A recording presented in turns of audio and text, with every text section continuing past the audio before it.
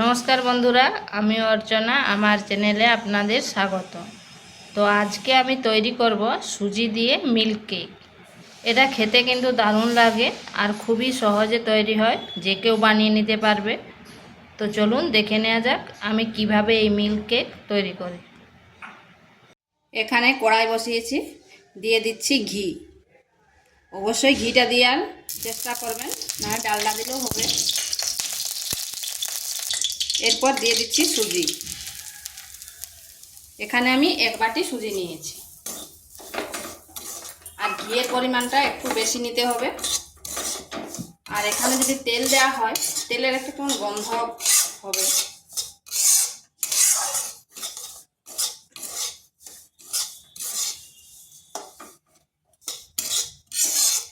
সুজিটাকে এইভাবে অনবরত ভাজতে হবে।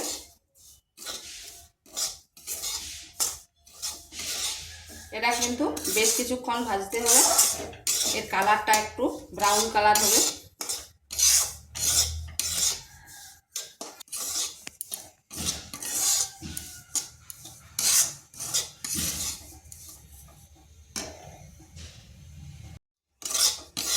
এইভাবে একটু লাল লাল করে ভেজে নিতে হবে।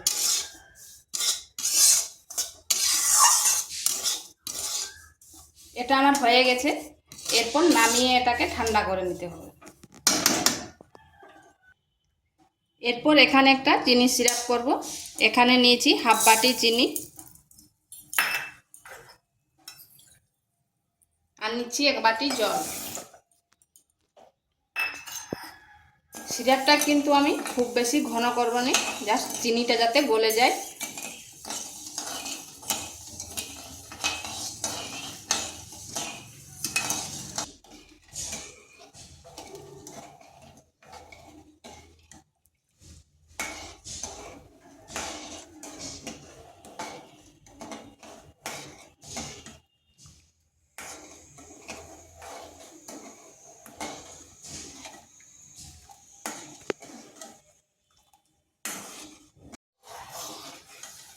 চিনিটা খুব সুন্দরভাবে গলে গেছে।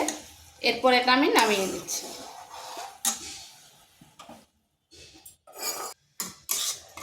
এই সুজিটা কিন্তু খুব ভালোভাবে ঠান্ডাটা করে নিতে হবে। তো এটা আমার ঠান্ডা হয়ে গেছে।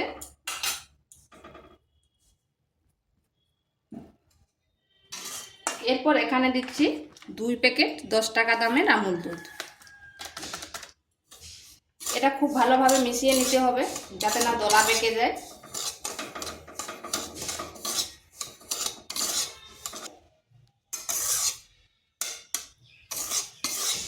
এটা কিন্তু খুব ভালো করে ঠান্ডা করে নিতে হবে, না হয় দলা পেকে যাবে। আর আমুল দুধটা অল্প অল্প করে দিতে হবে। আমুল দুধটা দিলে এর স্বাদ এবং গন্ধ দুটোই কিন্তু দারুণ হয়।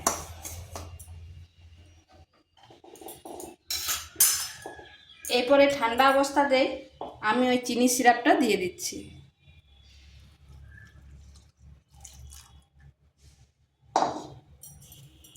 ভালো করে সুজির সাথে মিশিয়ে নিচ্ছি।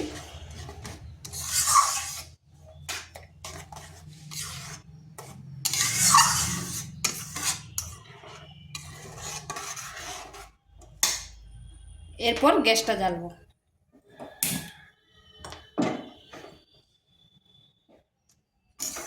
আঁচটা স্লো টু মিডিয়াম আছে জ্বেলে নিতে হবে।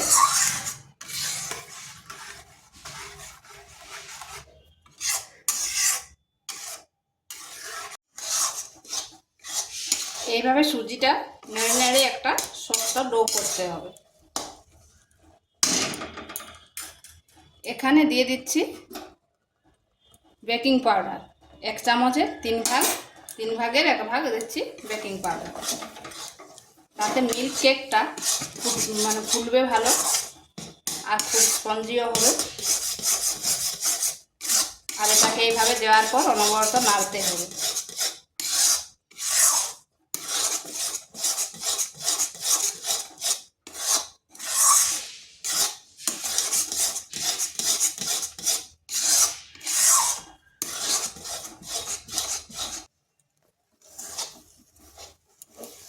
সুজিটাকে এইভাবে নেড়ে নেড়ে একটা ডো তৈরি করে নিতে হবে। দেখুন এটা আমার কড়াই থেকে ছেড়েও যাচ্ছে। এটা হয়ে গেছে। এরপর এটা নামিয়ে নিয়েছি। আর এই বাটির মধ্যে আগের থেকে ঘি মাখিয়ে রেখেছি একটা কাগজ দিয়ে। এরপর এর মধ্যে দিয়ে দিচ্ছি।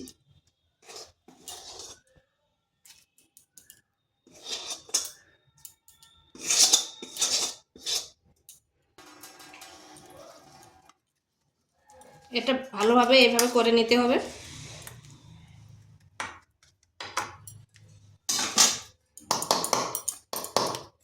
এরপর এটা ঢাকা দিয়ে রেখে দিচ্ছি 1 ঘন্টা, যতক্ষণ না ভালোভাবে ঠান্ডা হয়ে যাচ্ছে।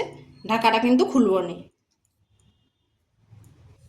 আর আপনাদের হাতে যদি সময় না থাকে তাহলে ফ্রিজের মধ্যে দিয়ে দিতে পারেন। আমি কিন্তু নর্মাল টেম্পারেচারে রাখছি, প্রায় 1 ঘন্টা রাখতে হবে।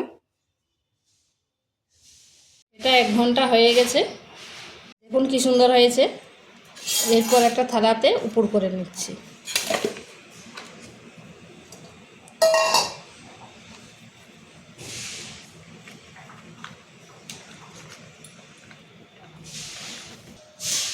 কাগজটা তুলে দিলাম। এরপর এটা কেটে নিচ্ছি।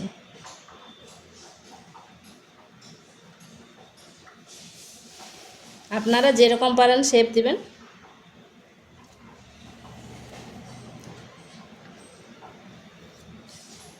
এটা বাটিটা ভর্তি হলে আরো সুন্দর হয় দেখতে। এরপর এটা কেটে নিচ্ছি। এইভাবে আমি কেটে নিয়েছি। আর দেখুন কত সুন্দর হয়েছে, ভিতরটা কি সুন্দর দানাদার হয়েছে।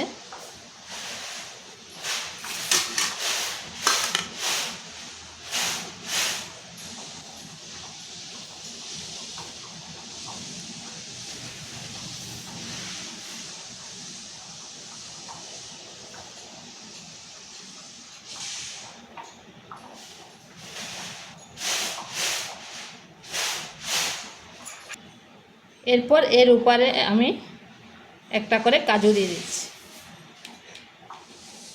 এটা না দিলেও হবে, কিন্তু দেখতে ভালো লাগবে আর মুখে লাগলে এর স্বাদটাও কিন্তু ভালো হবে। এইভাবে একবার মিল্ক কেক বানিয়ে দেখবে, খেতে কিন্তু দুর্দান্ত লাগে।